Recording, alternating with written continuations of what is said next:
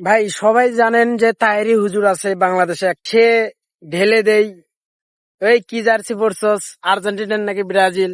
তো সেই বক্তাকে নিয়ে আমার এক শ্রদ্ধেয় বড় ভাই, ভাই আপনি এই তাহেরি হুজুরটাকে আপনার কেমন লাগে ব্যক্তিগতভাবে? তো আসসালামু আলাইকুম। আমি যে উনি আমার সাথে যে প্রশ্নটা করলো যে তাহির হুজুর, দেখেন আল্লাহ তাআলা বলেন যে কারো গীবত কারো সমালোচনা করতে নেই, কারণ উনি কিন্তু একজন আলেম, উনি একজন মুসলমান ভাই। তো উনি যে কাজগুলা করতেছেন সেগুলো আমি পছন্দ করি না, বাট উনি কিন্তু আরেক আলেমকে নিয়ে উনি কিন্তু বাজে মন্তব্য এবং গালাগালি তেইজে উঠে অনলাইন সোশ্যাল মিডিয়ায় কিন্তু আমরা দেখতে পাচ্ছি যে বিষয়টা, এটা কিন্তু অনেক পর্যায়ে চলে গেছে।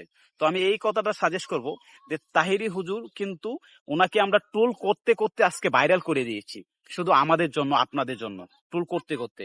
আর সঠিক আলেম কিন্তু আমরা এখন খুঁজে পাচ্ছি না। আর আল্লাহ তাআলা অবশ্যই সকলকে আল্লাহ তাআলা হেদায়েত করুক এবং ভুল পথ থেকে আল্লাহ তাআলা যেন তাদেরকে হেদায়েত করুক। আসসালামু আলাইকুম।